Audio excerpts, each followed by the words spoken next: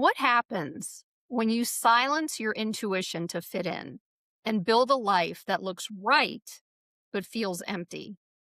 For Aurea Lara, shutting down her gifts led from music, art, and opera to a 15-year career in finance and an MBA. Then her Saturn return hit and everything cracked. Walking away from her career to heal her body became the doorway back to her spiritual gifts, leading her into sound, energy, and ancient mystical traditions that now guide her work.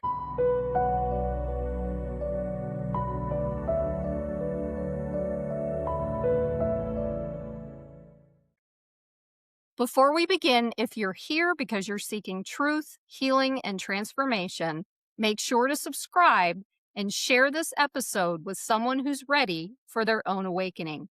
Every conversation here is meant to inspire your journey and remind you you're not alone. Welcome, Aurea. Thank you so much for being here. Thank you for having me, Caroline. Absolutely. I'm really this is going to be an interesting one, because first of all, I want people to know that we met in an indirect way, and it came through mindbodyspirit.fm for me, and then we connected, and then for you it was the expo that you're going to be part of, Conscious Life um Expo. Conscious Life Expo, and Mhm. it's in where, Los Angeles, Los or Angeles at the LAX Hilton. might as well give the whole thing. February 20th through the Mhm. 23rd. It's that weekend of the 21st, Okay. 22nd. Okay. So be sure to To check come her see out. me. Come see her or go see her.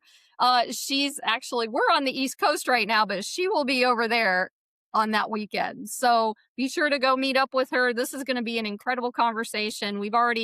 She and I have a lot of things in common, uh, analytically, and working towards the divine feminine and things like that. So I'm really excited about getting a little deeper into that. But we're going to start first with going deeper into what you've lived through and how that experience shaped the work or perspective that you bring into the world today. How to begin?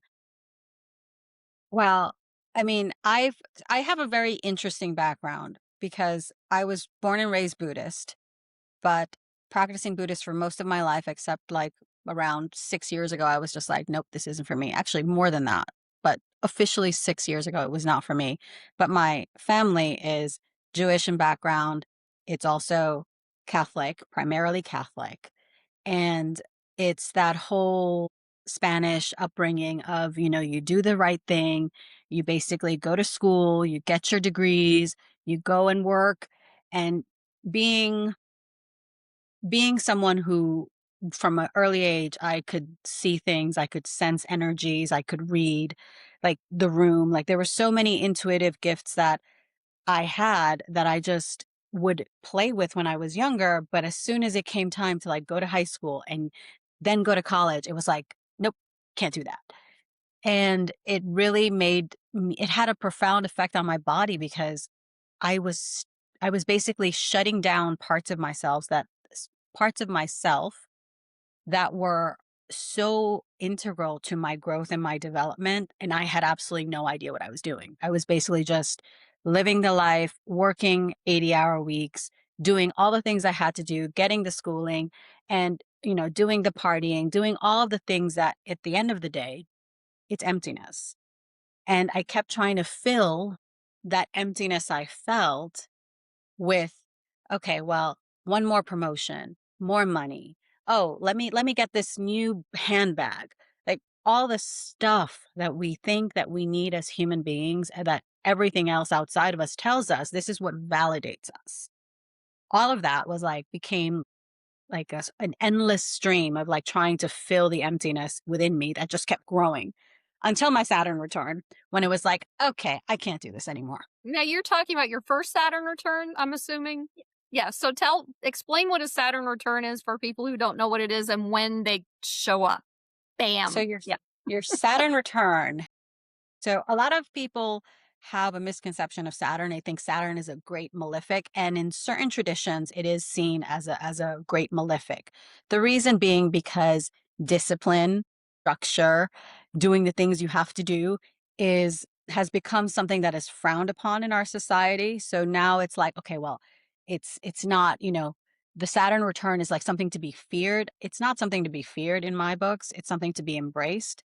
It is the time, it happens around 29 or 30 years old. And it's when Saturn returns back to its original position in your natal chart from the moment you took your first breath. So at that point, if you are not actually fulfilling your mission, if you are not creating value, if you creating value does not mean your job, it does not mean money, it means actually fulfilling your soul. Every single soul came here to embody, to share certain gifts, certain sparks of the divine that only you have. Every single one of us has different ones, and every single one of us expresses our gifts in different ways, and we're here to do that. So, your Saturn return, if you are not doing the things that your soul came here to do, smacks you on the behind like nobody's business, and it just basically pulls you in the Yeah. direction. Yeah. So, like, if you're on this timeline and you're supposed to be on this one, it just yanks you. Yes, it does. And Yes. that's what it feels like. It feels Yeah. like it just yanks you out and it's like, nope, we're not doing this. Yeah. It feels like your world is crumbling. This is why a lot of people feel like they're pressured to get married, or pressured to have kids, or pressured to get divorced, or pressured to leave a job. They feel, or pressured to find a new career, in my case. So it's just you basically feel that there is something off, and then the planetary influences basically just pop you out of that and just drop you somewhere else completely naked. You're like, oh, what am I doing here? And you basically have to figure out what it is that you came here to share.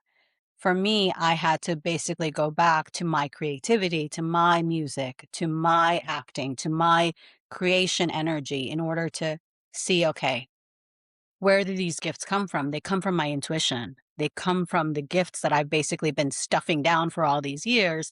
And all that stuffing down, it led to me having some illnesses in my body. It led to basically a whole bunch of things that I had to basically clear and reset my body and regain my health and well-being. And that's something all of us can do. And I had to basically take ownership of that and pattern my lifestyle and my whole wellness.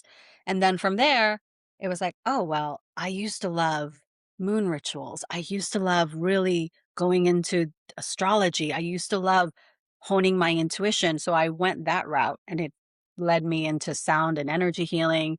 What's funny is I initially got certified to be a Reiki master when I was 19 and living in Paris and married. So it was basically a going back to what made my soul sing when I was at that age, when I was 29. And So it's it not a was mistake that we go back sometimes to things that we don't complete, because no, it's not. that happens a lot. Yeah. Um, I have one question, because if I didn't understand it, I'm sure there's other people who didn't understand it, but you said the word malefic. What does that mean? So malefic so malefic just means evil. Oh, Like, okay. it's malefic, it's evil, it's not good. Okay. If you're doing your soul mission, Yeah. Saturn will bring you blessings, abundance, more time. You will basically go from linear time into circular time, which is expansive. And this is why when you do sound healing, sometimes Mhm. it feels like you were there for like hours and hours, but you were literally only there for 45 minutes because you're Right. entering cyclical time. Right. And that's Right. the time that your soul likes to work with. Yeah. That's really, I love that. I want to also add, though, because I'm not sure how old you are, but I know you're not my age group. How long? Let's just say this. You don't have to say your age if 45. you're 45. Well, let's go back to talking about the Saturn return, because once you get through the first one between There's a 29 second and one. 31, there's a second one. And I am 61. And the second one is between 59 and 61. Yes, it is. And what? Yes, What it was it? is. Yes, it is. And everything that you said, yeah, gotta go through it again, but it comes in a different way because now you're kind of moving more inward. The Saturn return at the 30 mark is an outward projection of who you're trying or working to become or understand or be in the world, or all that kind of stuff. When you get to this point where I'm at, it comes internal. So then the whole spiritual thing starts to make sense, and it starts to awaken, and it starts to open up, and you start to see things or feel things or know things that you've known your whole life, but you weren't ready to really look at it.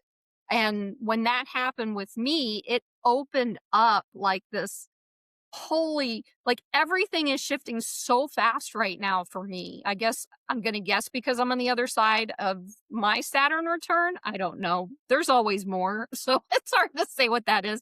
But and you're right. It's not a bad thing. What it is it if you follow the guidance of the universe and you allow and surrender and accept the things that are going on, like Carl Jung talks about individuation, and he comes from more of a grounded, worldly but non-worldly aspect of all of this, where the piece about doing the healing work is the piece that connects you with your nervous system and with all the parts of who we are as humans and all that kind of stuff. But then you get to a point where your entire life, your entire system, it starts to shift and move and open, and it does all kinds of things that I've heard about but didn't experience until I did.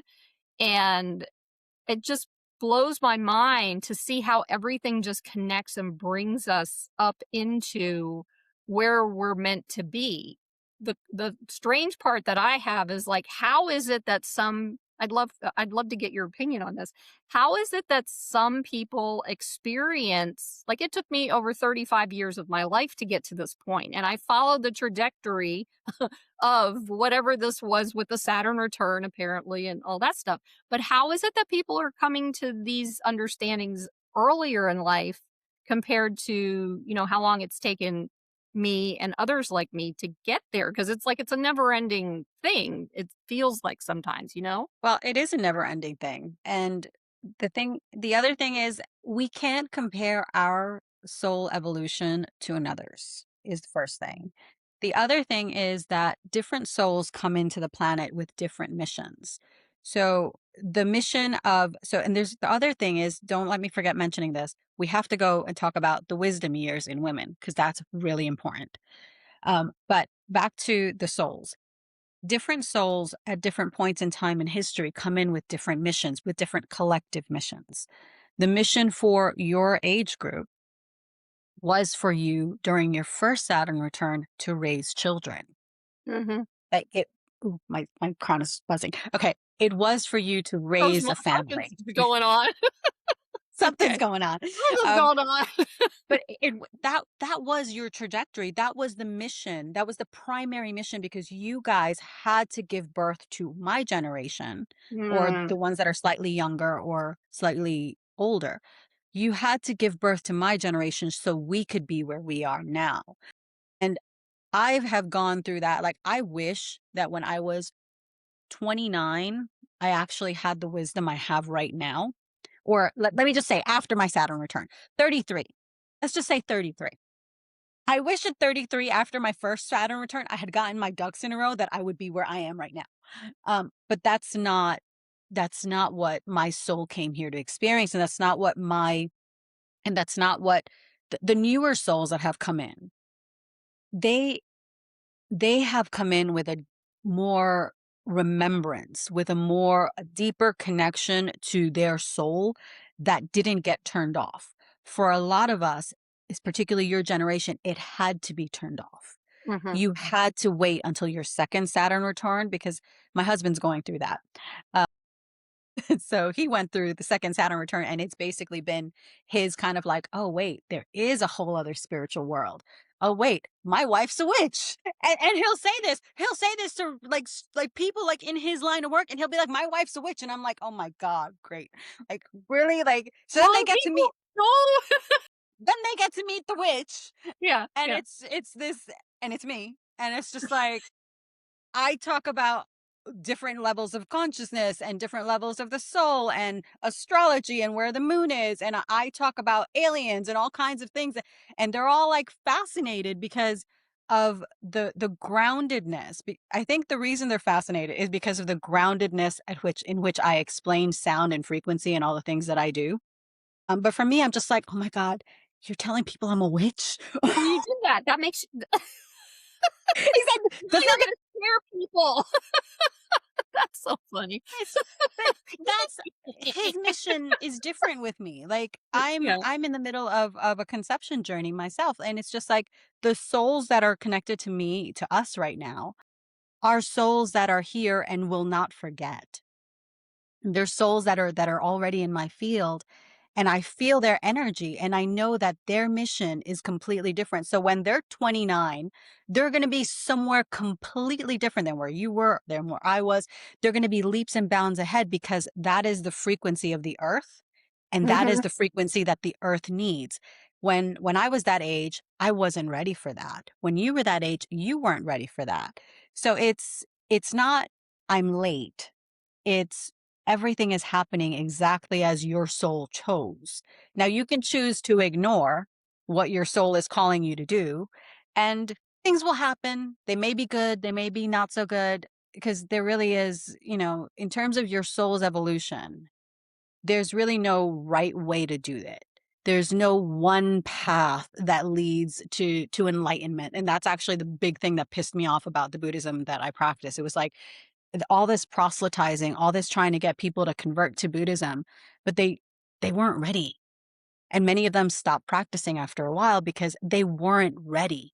If someone is not ready to see the things that are in front of them, they're not going to see them. So for any of us who are spiritual, walking the path, to just be trying to hit people over the head with, you have to see things. No, you don't have to see things any which way. I respect however you view the world. It's exactly how your soul needs to be. If you want to learn how to go deeper and how to really see more aspects of how your soul came here to express, I'm here. But if you're not, I'll be over there doing That's my okay thing. too. Yeah, It's okay. okay. Well, Because let it's not, me ask oh, finish what you were saying, and then yeah, I always get excited about it's okay. Because it's not that when we think we have to impose our belief systems on someone else, it's the ego. And that is the trap that we fall into. Like, it's not about you as a earthly vessel. It's about your soul. And that has a different timeline than we can ever comprehend here on the earth plane. Make Yes, sense? yes. 100% makes sense to me. Hopefully, it makes sense to everybody. Hopefully. And that'll lead me right. That'll lead me into a couple of next questions that I have. But I want to ask you something though, since it's happening in the moment. I've been watching the walk for peace that the monks are doing. And when you talk about Buddhism, your experience of Buddhism, they are Buddhists, right? But Different they kind of Buddhism. Okay. Okay, that's what I wanted to make sure because if somebody's watching this, I want them to understand that there's like I don't what well, There you don't have to are say what kind of there Buddhism are you did. But many different yeah, there are yeah, many different, I'm sure you can look it up. There are many different sects of Buddhism. Well, schools of Buddhism. The school of Buddhism that I was a member of was the SGI, Soka Gakkai International. And for me, it wasn't the thing because I got just it. particularly when I was growing up, just living through that whole proselytizing part, even though they don't do it as aggressively as they used to, it still is a big turnoff for me because it's just you're it's so in the mystic traditions, there's a concept of basically every of taking on other people's karma. So if you basically push people to do something that it's not their time, it's not right for them, if you basically try to coerce or manipulate or whatever that other person into doing what you want, what you're doing is you're taking on their karma. And you're taking on so you're creating an unhealthy bond That that explains a is lot. just Saying, go ahead. Sorry. So it just you're creating an unhealthy attachment, and Yeah. you're basically taking on, so whatever lessons they had to live, you're robbing them of those lessons, and you're taking Mhm. on their lessons.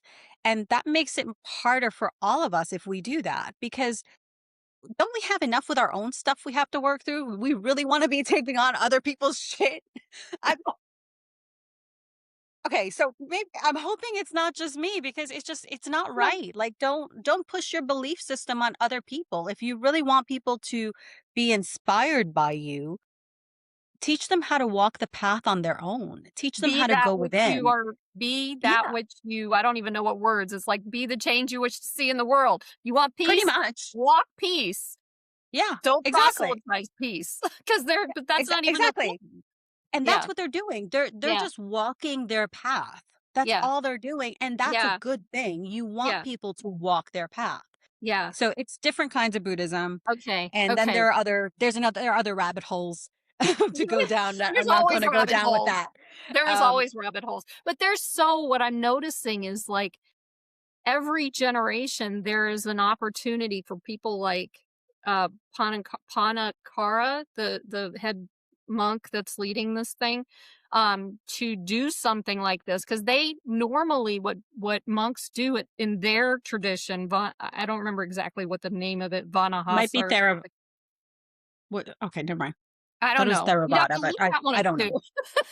But he was like, he was saying at the beginning that when things are going, happening in certain parts of the world or whatever, normally they stay within the Wat or the temple or wherever they are. They're always there. They don't leave unless there is a really good reason for them to leave. And right now, there's a really good reason for them to leave.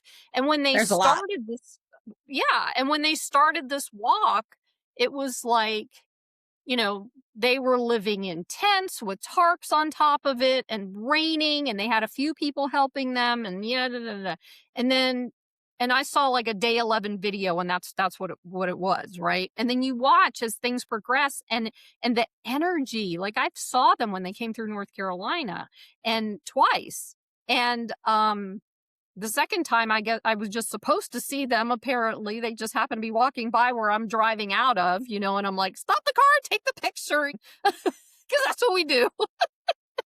But the first time when they walked right by me and the people I was standing around, it was like you could feel the overpowering, overwhelming, in a good way, peace in the air.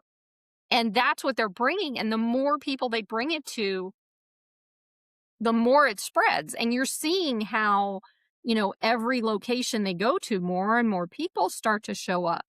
And more people are feeling this. And they're coming from all walks of life, all religions, all understandings, all not religions, all kinds of things. They're coming to get the peace piece of it. And what's interesting to me is, years ago, I read about this woman called the Peace Pilgrim, who also did a similar walk, but hers was a little longer. She did it most of her life. She started when she was like 28, and this was in 1940 or 50 something, and she died in 1981 or something like that.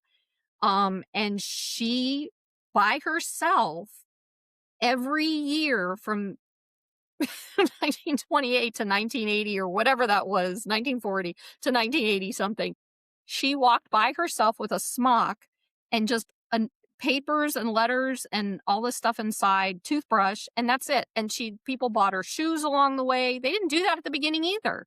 But as she kept going and more people saw her, they welcomed it because it brought them peace. And she talked and she did what these monks are doing. And it's just, it blows my mind that people are so wrapped up in life as we understand it in the Western world that they forget this, because there's no way to remember it, because there's so much chaos going on all the time, even if it's just taking care of your kids or going to work or going food shopping.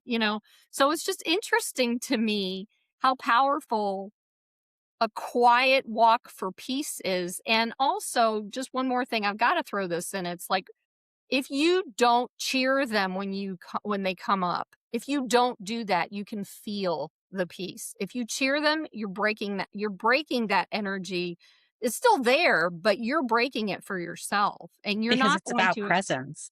exactly. Just be there and enjoy it, and you don't need to cheer them on because they're not looking for that. They don't care about that. They care about walking and focusing and the environment. That it's just who they are at this point. And also monks are not these perfect little creatures that started when they were, 2 years old and they were discovered and pulled into the thing or whatever. I'm also finding that these are men with backgrounds. They have a past. They've got tattoos. They've got all these different things. They chose to do this, which makes it even more powerful because they made the choice to be in this kind of a life. It wasn't given to them. So that's what that side of the Buddhism piece I wanted to share because your side I hear I've never heard that before, but I'm glad to know what that is It's now. But I this mean, is my side does have peace to it. However, it's very hard to experience peace if so okay. So in Aramaic, peace is shlama. In biblical Hebrew, it's shalom. And shlama shalom means it's translated as peace, but it actually means wholeness. It means sovereignty. It means to be whole and complete. This you can only be whole and complete if the masculine and the feminine are in harmony and working together in integration. mhm, The Buddhism that I was a part of, it was very masculine. There was no room for the feminine. There was no room for being. It was very like, you have to do this, you have to chant these hours. It was a very like, in a way, militant way of mm, achieving enlightenment.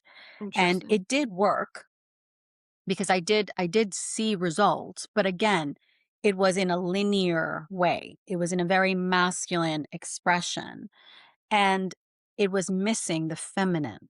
Mhm. In order to experience true peace, you must have the harmony of the two.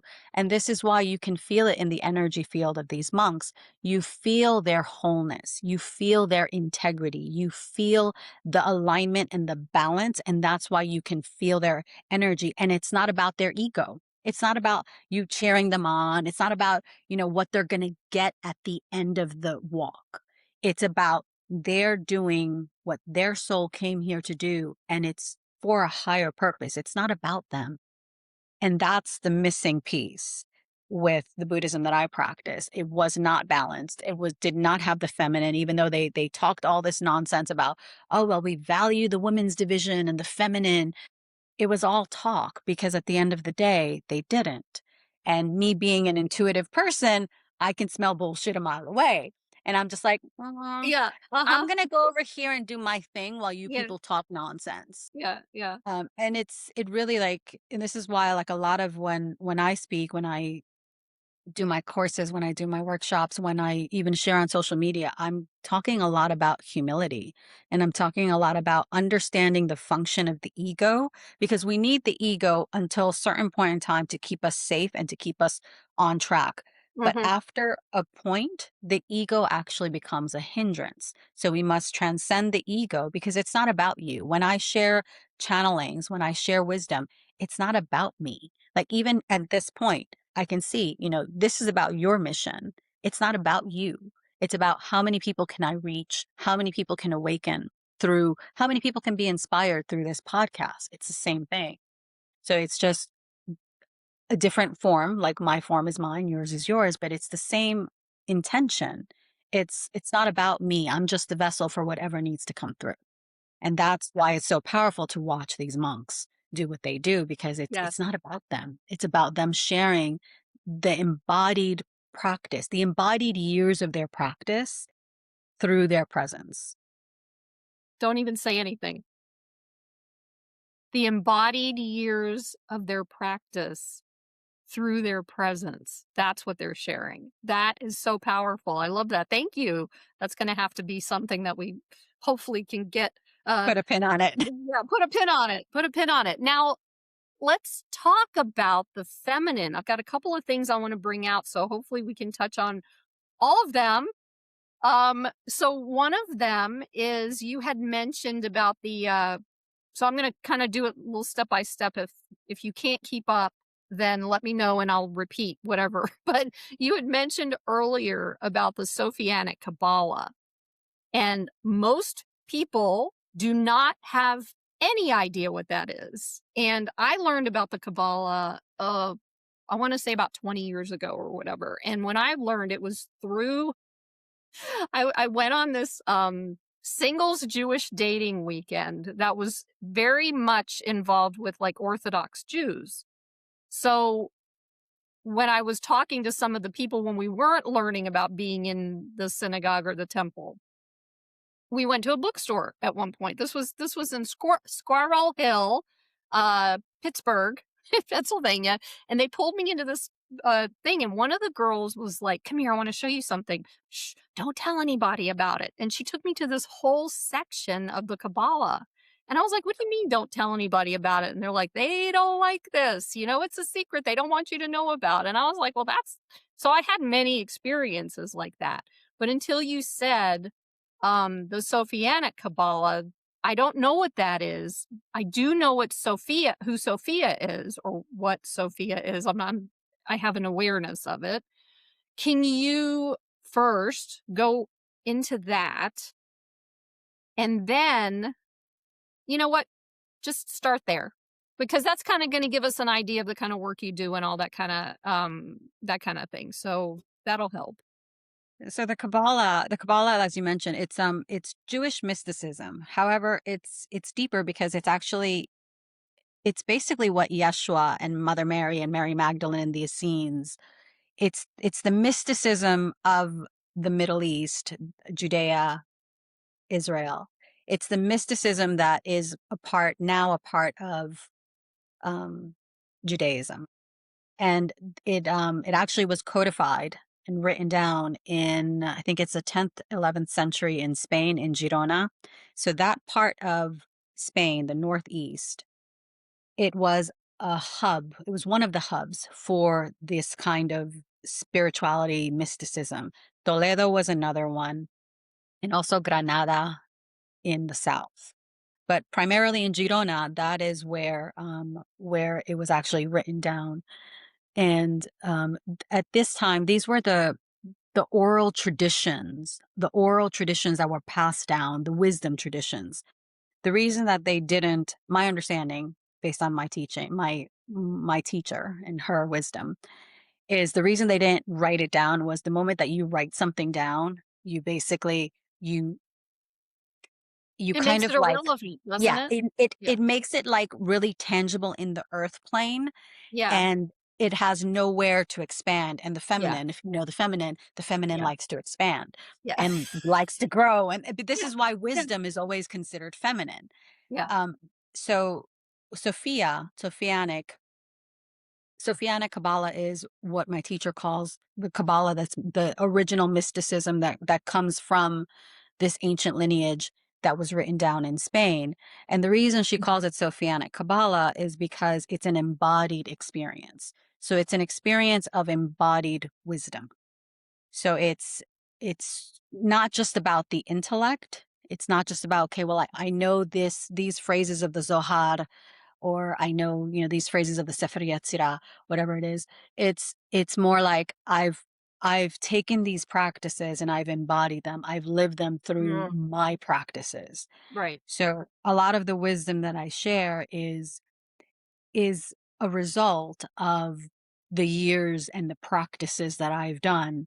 So all of that basically comes down through whatever it is that I say in whatever moment I say it. But Yeah. it's with all wisdom traditions, that's how it's transmitted. It's transmitted through your energy field in whatever way it has to go through to the person that needs to receive it. Yeah. So it's basically it's an embodied experience of Kabbalah. And it's Okay. not like because I know that there was a revival of Kabbalah, in air quotes, that happened in I think it was the late 1800s, early 1900s. I can't somewhere around there. can't remember exact point, but it basically gave rise to a lot of the Western I know. interpretation of Kabbalah, Mm, which is a very light and dark, and it's about magic, and it's basically about power, status, that and makes sense. basically molding, like actively molding your reality, but not from a pure perspective. It's basically Mhm. from an egoic perspective. Yeah. So it's basically a self-serving way of preaching these ancient mystical traditions. I'm the kind of person that I like to go directly to the horse's mouth and get my information from there. I know you. So for Yeah. me, it's Yeah. like I've always been interested in Kabbalah, but there was always something in me that was like, nope, Mm, nope, yeah. nope, Yeah. nope, nope, nope, nope. And then Yeah. finally it's like, oh Yeah. wait, this feels light. This feels like truth. This feels, let me go into this and see what this is like. And then from my experience, it's been really expansive and opening. Yeah. And Yeah. but again, it, Okay. it comes back to humility and Oh, it not letting right. your ego get in the way. Right. Interesting. Okay. So now you opened up the can of worms. You ready? Uh-oh. Or Let's the go. rabbit hole or whatever you want. So we're talking about Sophia.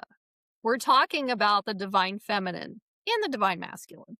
We're talking about the wisdom of women. We're talking about, and I'd like for you to kind of touch on this or bring it in or whatever without going too deep into the rabbit hole because it is a huge one. How does this relate to religion as we've experienced it over eons Just a couple thousand and years. just a couple of thousand years? Well, it's actually even, I would think it's, yeah, okay. Maybe even longer than that 2500-ish. because you were talking about the Essenes, because they even experienced the challenges that we're experiencing now. It's like, wait, this has been going on forever and ever. Amen. No pun intended. You know, and there's something in here. Like you're like going to the horse. I'm going to the horse. I want to know what it is that we're missing here and all of the information that the Essenes and everybody else, um, Jesus or Mother Mary, and I'm going to bring her in now because this is important. Mary Magdalene, who, by the way, was not a whore, and we can get into that too. But it's like all these little bits and pieces are connecting together in my mind, and I need some expansion so I can understand and share we can share what's really going on here because it's happening on such a grand scale right now. All the darkness of the old ways of doing things is showing up. And how do we um how do we manage this? How can we fit that into our day-to-day experience of life? Because that's an underlying, you know, big deal here. You're in it. You study this. So what's your thoughts on that? Because there's a lot going on here. Did you catch all that? I did. Okay. Okay, So good. let's see. Well, let's start here. When we speak of organized religion, we are speaking of a religion that was created to control, to manipulate, to subjugate. It was created for political purposes. It was created to serve the interests of, in terms of the Council of Nicaea, when they verified Christianity and codified the Bible. They It was to basically cement the losing grip that Constantine had on the Roman Empire. It Who, by the way, was a pagan. He didn't become a Christian until the day he Until died. his deathbed. Ah! So again, if you go to the horse's mouth for all of these religions, and even if you go into Judaism, there were many different schools of Judaism that over time became codified into the schools of Judaism that we see today, into the Orthodox, the ultra Orthodox, the liberals, etc. I don't think it's liberal. Hasidic? Reformed. Oh, I'm Reformed. sorry. What about Yeah, the I remember. Hasidic as part of that? The Hasidic would be one of the Orthodox Ultra. kinds. Okay, Yeah, got it. Okay. ultra Orthodox perhaps. But so over time, different one belief system became different branches of it. Same thing with Christianity. It started with the Council of Nicaea, where they chose certain books to include and then they edited those books so it could fit the narrative they were speaking of. So from Aramaic to King James, From Aramaic to Greek. Greek to Latin, and then to whatever other language. Okay. So you can see, like, even when you play telephone, like the more removed you are from the original language, the Oh. more the more it gets distorted. And then you Mhm. add the fact that they were like, I think the Ethiopian Bible is the only complete Mhm. Christian Bible, and it has 81 books or something like that. Mhm. I've heard that. So they kept on to the most original aspects of Christianity, and Christianity started out as Judaism. It was a mystical form of Judaism that then became Christianity because Constantine gave it a name with his Council of Nicaea and all of that. But you can see that through all of the different iterations, through the Protestant Reformation, through the different revolutions for religion, all of it, the break from the Roman Catholic Church with King Henry VIII, all of that was a way to consolidate power and to basically reform religion in order to suit the purposes of whoever was in power, whether it was Lutherans or whatever it was, Episcopalians, it doesn't matter. So my whole thing is, so that created a whole bunch of trauma in our psyche. And this is why a lot of people don't want anything to do with organized religion, because it's a way to trap, to manipulate, to subjugate, to basically tell you you're a sinner, tell you you're going to hell, tell you if you don't believe like me, you deserve to die.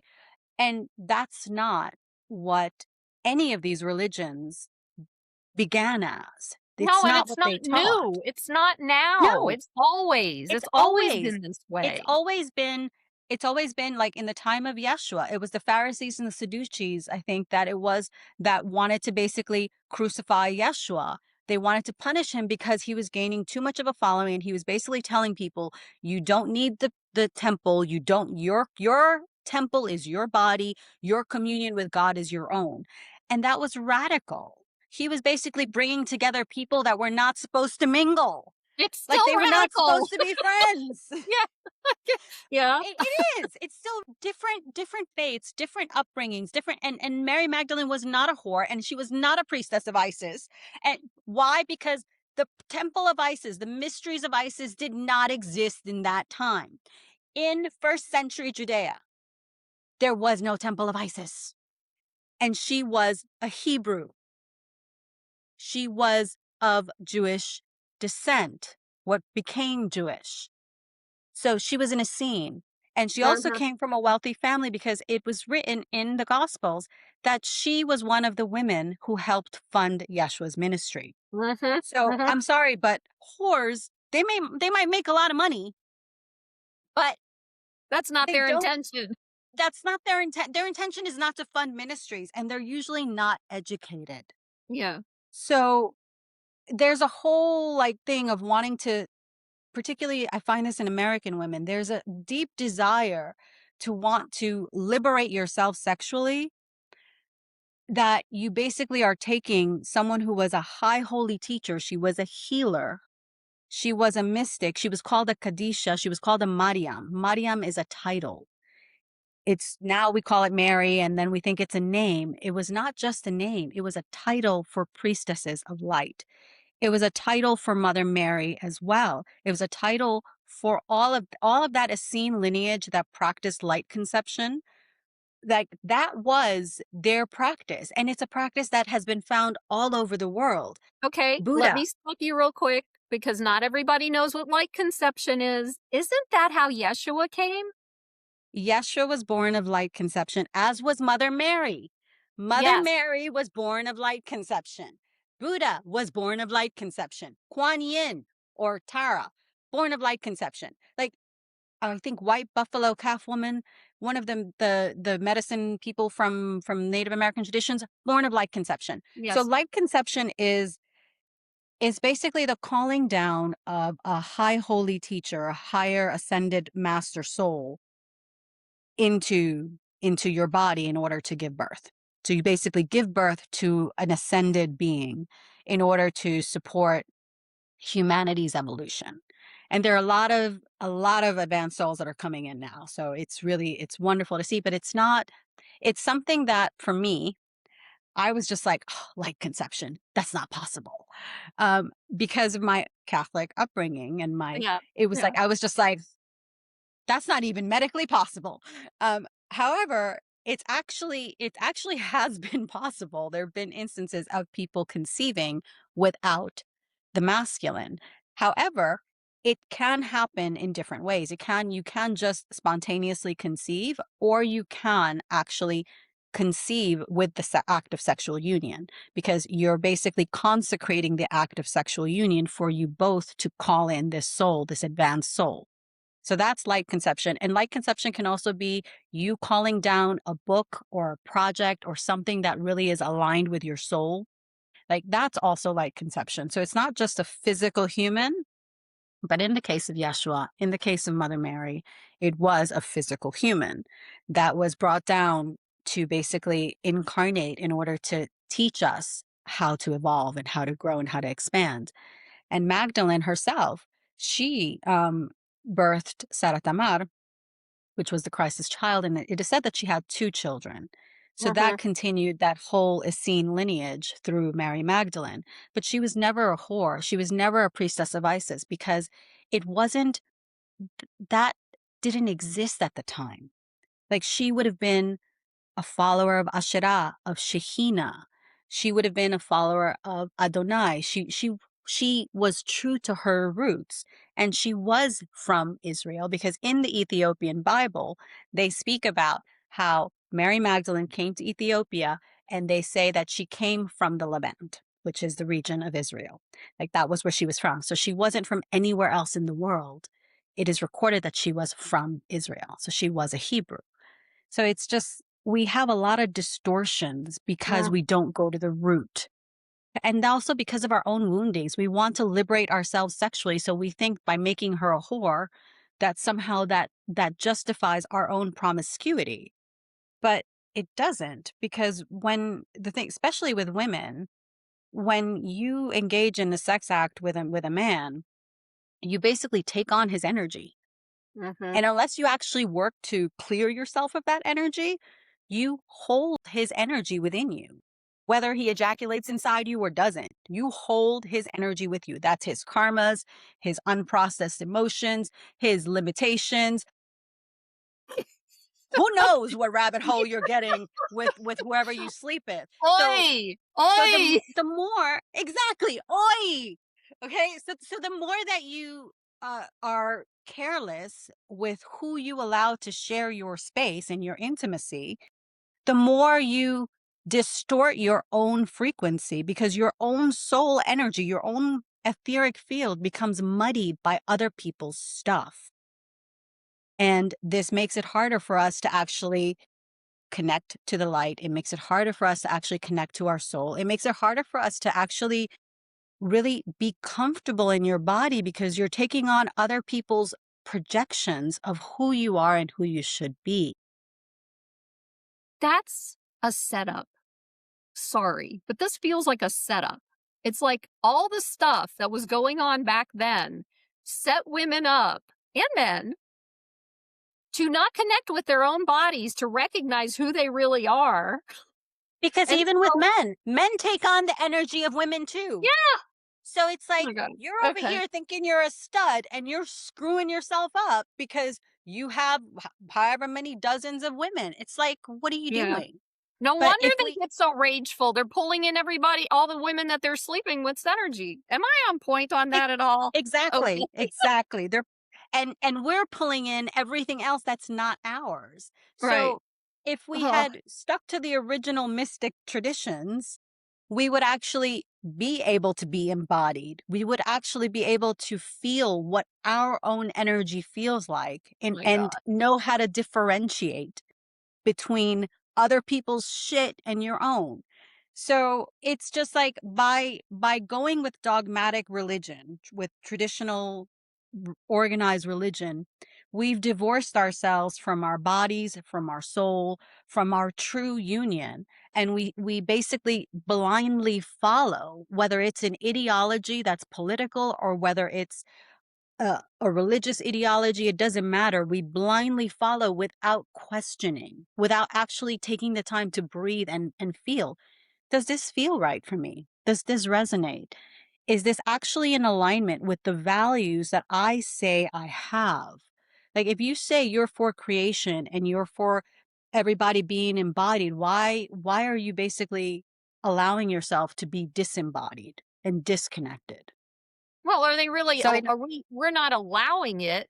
We are programmed. We are blinded. We are, uh, gaslit. We are yes. just go down the list. It's not, and it's all subconscious. It's not even a conscious thing. The conscious thing is what's here, all out Yes. here.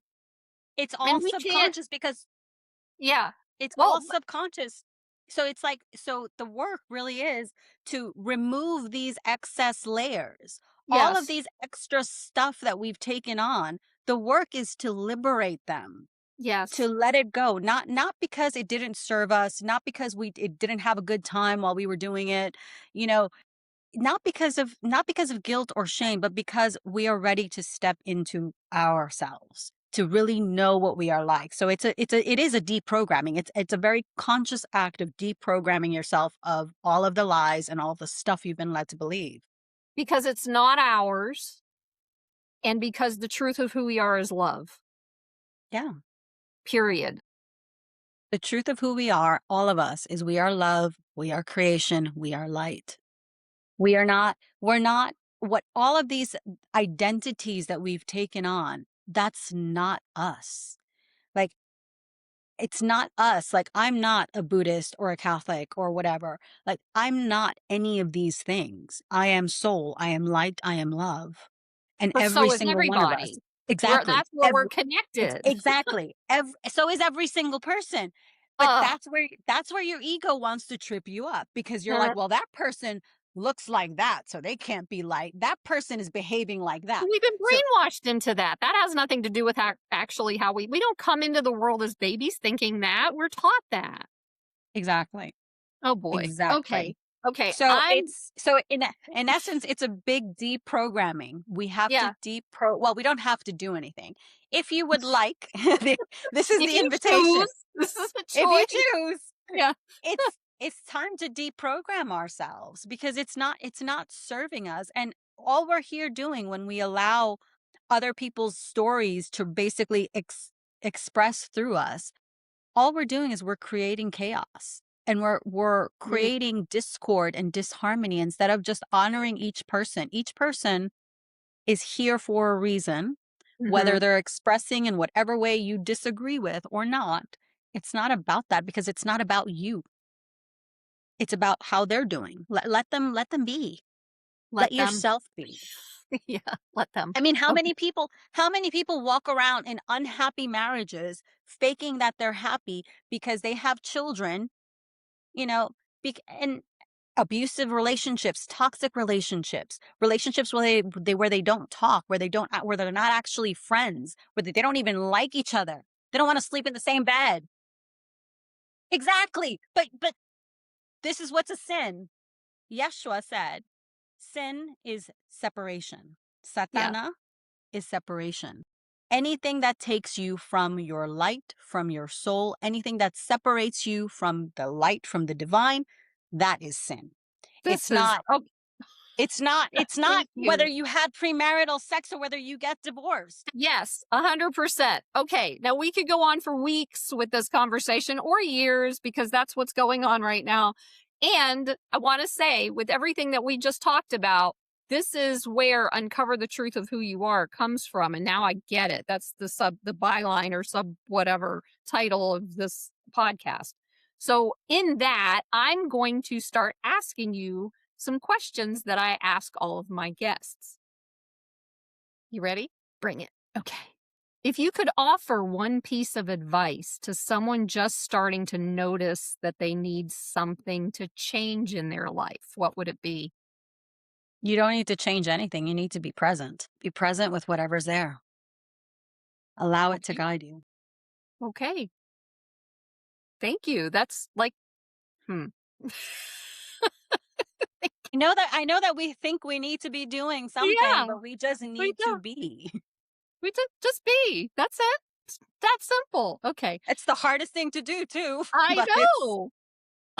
Okay. How do you define awakening? it's a constant stripping down. It's like you're constantly revealing deeper aspects of yourself and of your soul, and you're embodying those aspects Mm, and you're yeah. living those aspects. You're embodying and you're living those aspects. Yeah. You gave me chills on that one. What do you believe soul divinity is?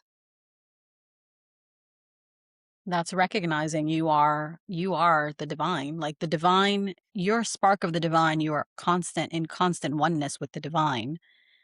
There's nothing like you were born exactly how you needed to be born. There's nothing that is wrong with you.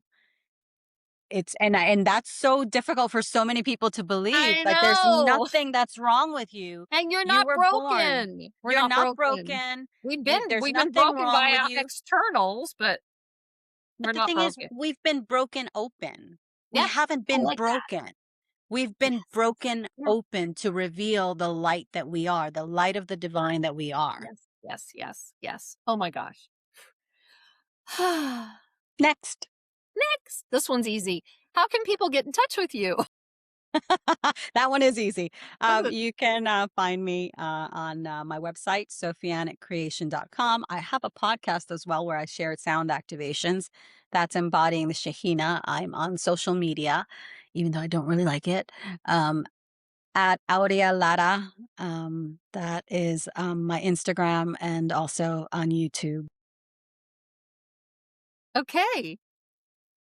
And is there anything else you'd like to share with the audience before we wrap up? I think that it's really time for all of us to step into our own sovereignty and our own power. So, however that looks for you, I think that's what you need to be doing. And whatever feels good to your soul is what you need to be exploring. And don't allow anyone to tell you how you need to do things.